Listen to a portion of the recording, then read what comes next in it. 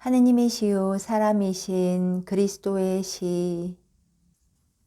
시카르 주민에 대한 작별 인사. 예수께서 시카르의 사마리아인들에게 말씀하신다. 복음을 전해야 할 다른 아들들도 있기 때문에 여러분을 떠나지만 여러분을 떠나기 전에 여러분에게 바람의 밝은 길을 내주고 목적지에 도달하리라는 것을 분명히 알고 길을 떠나시오 하고 말하면서 여러분을 그 길로 들여보내고자 합니다. 그런데 오늘은 위대한 에제키엘의 말을 인용하지 않고 지극히 위대한 예언자인 예레미야의 마음에 들었던 제자의 말을 인용하겠습니다. 바룩이 여러분을 위해서 말합니다. 오, 그는 실제로 여러분의 영혼을 붙들고 하늘에 계신 숭고하신 하느님께 그 영혼 모두를 위해 말씀드립니다. 사마리아 사람들의 영혼만을 말하는 것이 아니라 수많은 죄에 떨어진 선택받은 민족의 후손 모두의 영혼을 말하는 것입니다. 그래서 바룩은 여러분이 숭배하는 많은 신들 가운데 알지 못하는 하느님의 존재를 예감하는 이교도 백성인 여러분의 영혼도 붙들고 말하는 것입니다. 그 하느님을 여러분의 영혼은 유일한 참 하느님이라는 것을 예감하지만 여러분의 우둔함으로 인해서 여러분의 영혼이 바라는 것처럼 그 하느님을 알기 위하여 찾지 못하도록 방해받습니다. 이교도이며 우상 숭배자들인 여러분은 사람들이기 때문에 적어도 하나의 도덕률을 받았었습니다. 그리고 사람은 하느님에게서 오는 본체를 그의 안에 가지고 있는데 이것을 영이라고 부르며 이 영이 항상 여러분에게 말하고 여러분에게 고상하게 되라고 권하며 실질적인 거룩한 생활을 하라고 격려합니다. 그런데 여러분은 이 영의 품위를 떨어뜨려 타락한 육체의 노예가 되었고 인간의 도덕률, 즉 여러분이 가졌던 도덕률을 깨뜨려 인간적으로도 죄인이 되어 여러분의 믿음의 사상과 여러분 자신을 잔인무도한 성격의 수준에까지 끌어내려 짐승만도 못하게 만들었습니다. 그러나 내 말을 들으시오. 모두 들으시오. 그런데 여러분이 참 하느님에게서 받은 초자연적인 도덕률을 더 많이 알면 그럴수록 그만큼 더 잘 이해할 것이고 따라서 그만큼 더 행동하게 될 것입니다. 바룩의 기도는 이렇습니다. 그리고 이 기도는 고상한 겸손으로 겸허하게 된 여러분의 마음속에 있어야 합니다. 그 겸손은 품위가 떨어지는 것도 비겁도 아니고 자신의 비참한 처지를 정확히 아는 것이고 그 비참한 처지를 정신적으로 향상시킬 방법을 찾아내겠다는 거룩한 소원입니다. 바룩의 기도는 이렇습니다.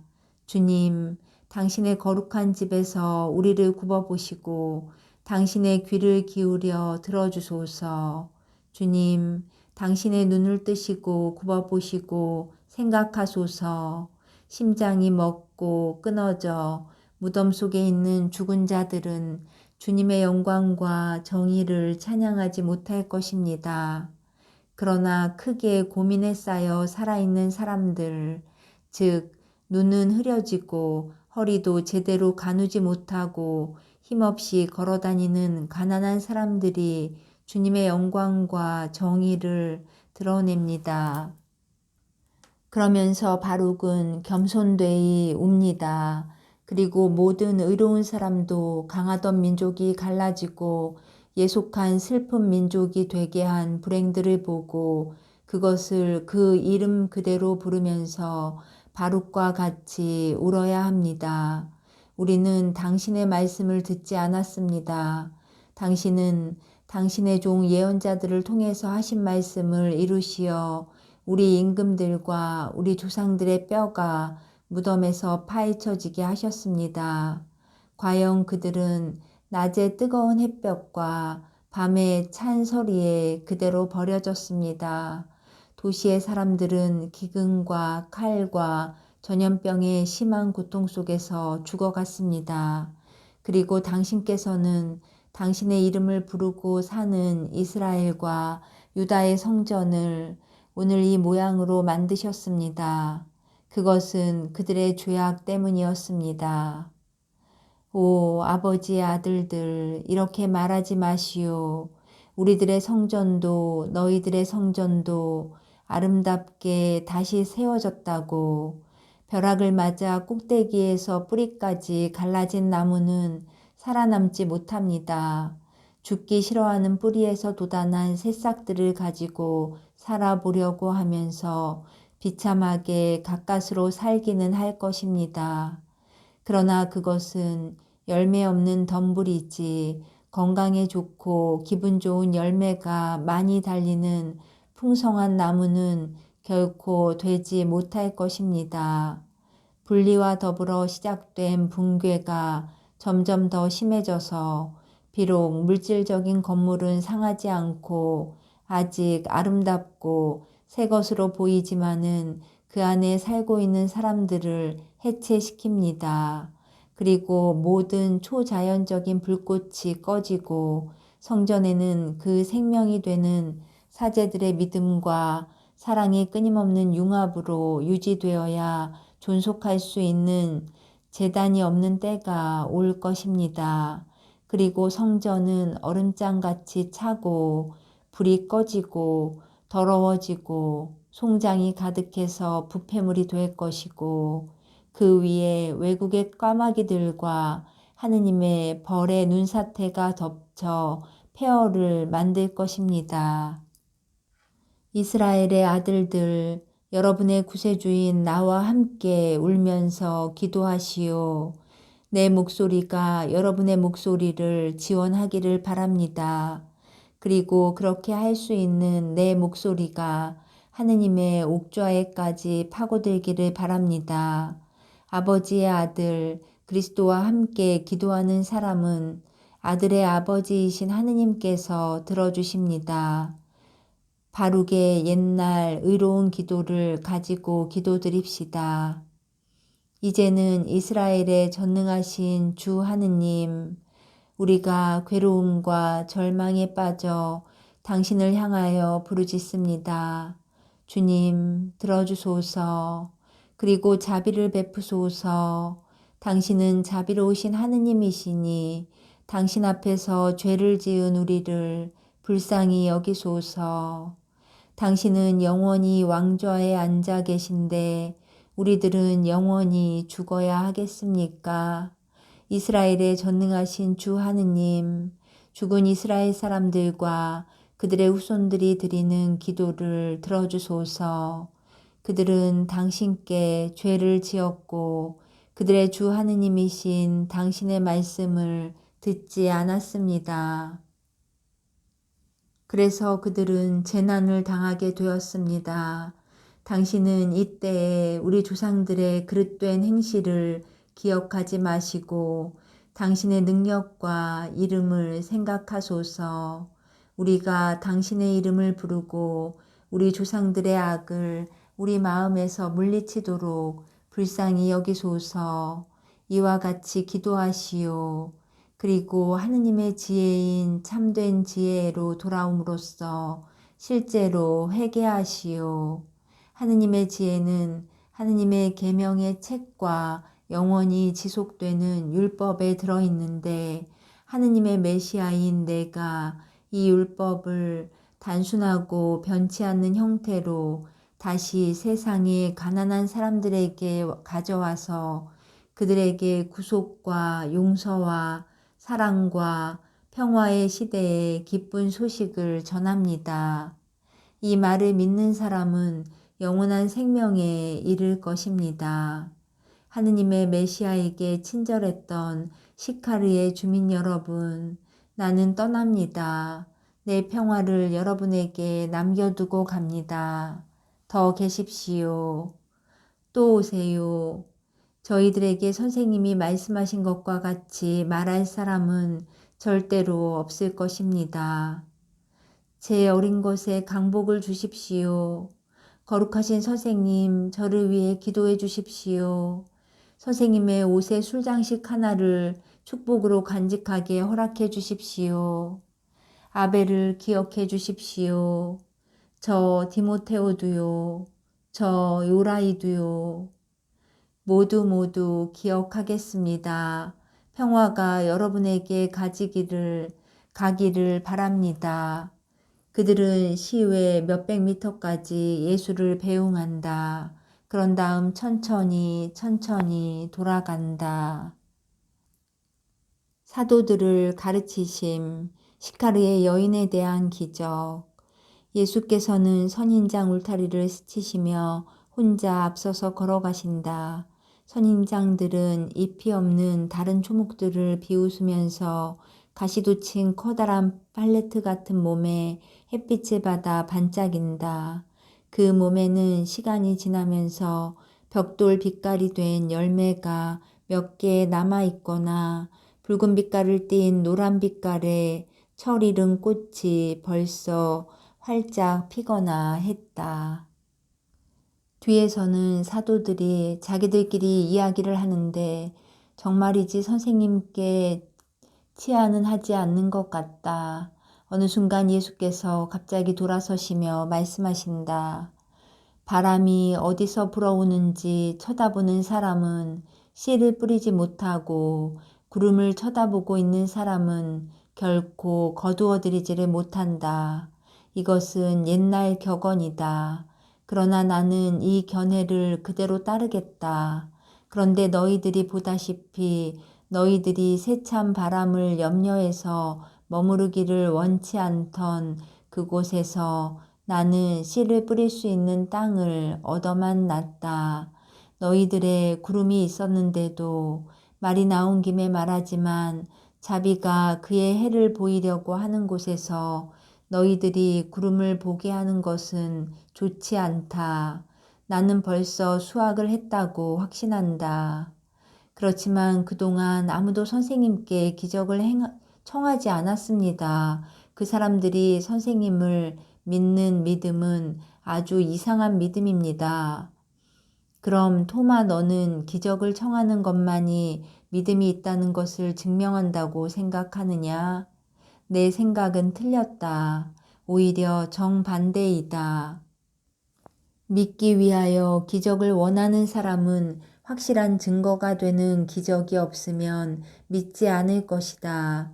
이와 반대로 남의 말만 듣고서 믿는다고 말하는 사람은 가장 큰 믿음을 나타낸다. 그러니까 사마리아인들이 저희들보다 낫다는 말씀이군요. 그렇게 말하는 것은 아니다. 그러나 정신적으로 약해져 있는 그들의 처지에서 그들은 팔레스티나의 믿는 이들보다 하느님의 말씀을 들을 능력을 훨씬 더 가지고 있다는 것을 보였다. 이것은 너희들이 살아가는 동안에 많이 만나게 될 터인데 제발 이 우연한 일을 기억하여 그리스도께 대한 믿음으로 오는 사람들에 대하여 너희들의 행동을 편견 없이 조절할 줄 알도록 하여라. 그렇지만 예수님, 이런 말씀드리는 것을 용서하십시오. 제 생각에는 그렇지 않아도 그 모든 증오가 선생님을 괴롭히는데 새로운 비난거리를 만드는 것은 선생님에게 해로울 것 같습니다. 만일 최고회의 위원들이 선생님이 가지셨다는 것을 알게 되면 그러지 말고 솔직하게 사랑을 가졌었다고 말하여라. 야고보야, 내가 이것을 가졌었고 아직도 이것을 가지고 있으니까. 그리고 내 사촌인 너는 내가 사랑 말고 다른 것은 가질 수 없다는 것을 이해할 수 있다. 나는 내 혈족과 내 고향 사람들 중에서 내적 저기를 가졌던 사람들에게까지도 사랑만은 가지고 있다는 것을 내게 보여주었다. 그런데 나를 알지 못하면서 존경한 저 사람들에 대하여 사랑을 가지지 말아야 하겠느냐? 최고회의 위원들은 그들이 원하는 나쁜 짓을 다 할 수 있다. 그러나 장차 있을 이 나쁜 짓에 대한 예측이 보편적이고 항상 작용하는 내 사랑의 둑을 막지는 못할 것이다. 게다가 내가 달리 행동한다 하더라도 최고회의가 그 증오로 비난의 이유들을 찾아내지 못하게 할 수는 없을 것이다. 그렇지만 선생님은 이스라엘의 그 많은 곳에서 선생님을 기다리고 있는데 우상 숭배자들의 고장에서 시간을 허비하십니다. 어떤 시간이나 다 주님께 바쳐져야 한다고 선생님이 말씀하셨지요. 그런데 이것이 허비한 시간들이 아닙니까? 흩어져 있는 양들을 모으느라고 쓴 하루는 허비한 것이 아니다. 필립보야, 그것은 허비한 하루가 아니다. 율법을 지키는 사람은 많은 봉헌을 주께 하는 것이다. 그러나 자비를 베푸는 사람은 희생 제물을 드리는 것이다. 하는 말이 있다. 또 이런 말도 있다. 지극히 높으신 분이 내게 주신 것에 따라 그분께 드려라. 그리고 내 능력껏 기쁘게 바쳐라. 이 사람아, 내가 이렇게 하는 것이다. 희생 제물을 드리느라고 쓴 시간은 허비한 시간이 아니다. 나는 자비를 베풀고 내가 받은 능력을 써서 내 일을 하느님에게 바친다. 그러므로 안심들 하여라. 또 그뿐 아니라 너희들 중에서 시카르 사람들이 나를 믿는다는 것을 확신하기 위하여는 그들이 기적을 청하기를 요구한 사람을 만족시킬 만한 것이 여기 있다. 우리를 따라오는 저 사람은 분명히 그렇게 할 만한 동기가 있을 것이다. 걸음을 멈추자. 과연 한 남자가 앞으로 나아온다. 그 사람은 어깨에 불안정하게 메고 오는 무거운 짐 때문에 몸이 굽어 보인다. 그는 일행이 걸음을 멈추는 것을 보고 자기도 걸음을 멈춘다. 저 사람은 우리를 해치려고 합니다. 저 사람은 우리가 그것을 눈치챈 것을 알기 때문에 걸음을 멈춘 것입니다. 아이고, 저 사마리아인들. 베드로야, 너는 그것을 확신하느냐? 아이고, 절대로 그렇습니다. 그러면 여기 그대로 있어라. 나는 저 사람한테로 마주 가겠다. 주님, 그건 안 됩니다. 주님이 가시면 저도 가겠습니다. 그러면 오너라. 예수께서는 그 남자에게로 가신다. 베드로는 곁에서 호기심을 가지고 또 동시에 저기도 품고 종종 걸음을 친다. 그 사람과 몇 미터 거리가 되는 곳에 이르렀을 때 예수께서 말씀하신다.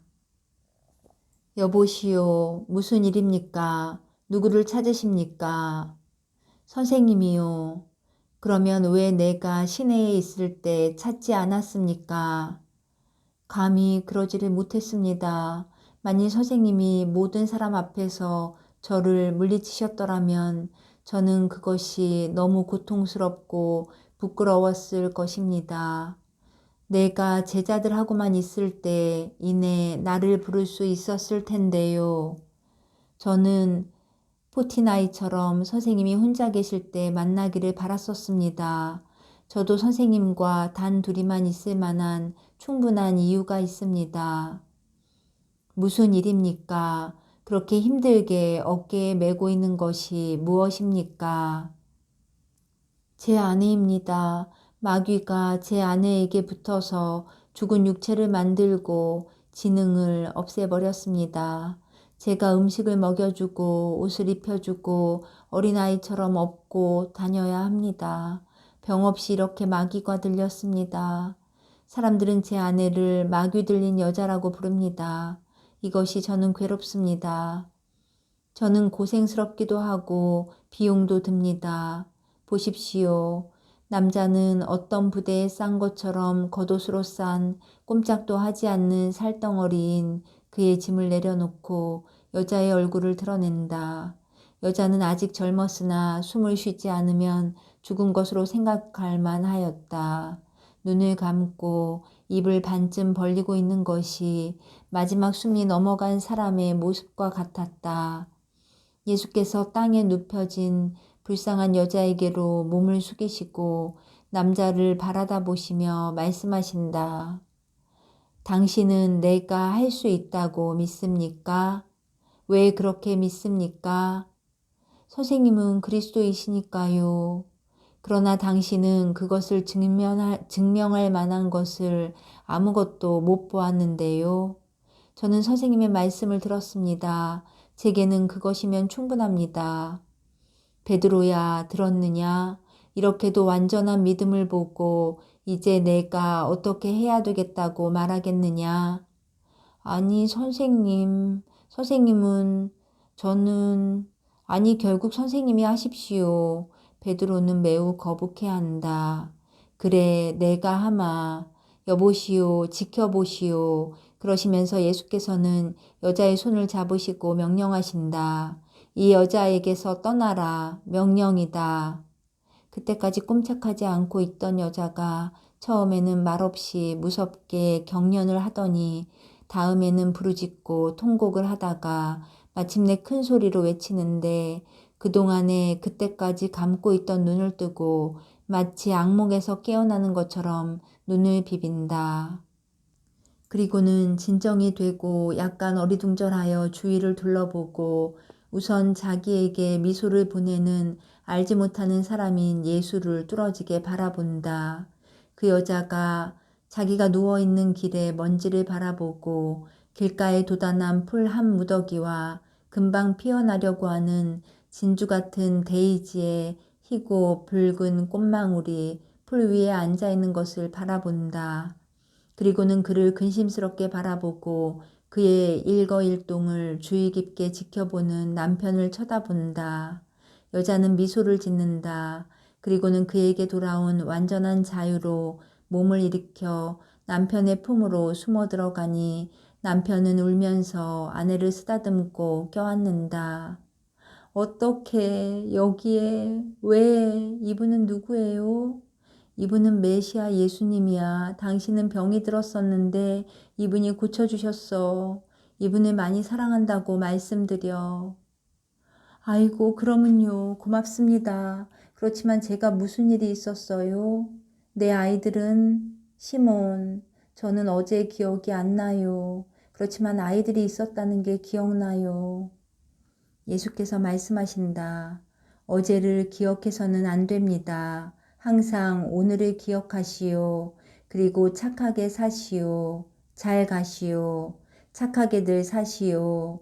그러면 하느님께서 당신들과 같이 계실 것입니다. 그리고 예수께서는 두 사람이 축복을 하는 가운데 빨리 돌아오신다. 여전히 울타리에 기대어 서 있는 다른 제자들에게로 돌아오셔서 그들에게는 말을 하지 않으시고 베드로를 보고 말씀하신다. 그래, 이제는 그 사람이 나를 해치려 한다고 확신한 내가 무엇이라고 말하겠느냐. 시몬아, 시몬아, 내가 완전하기 위해서는 아직도 부족한 것이 얼마나 많으냐.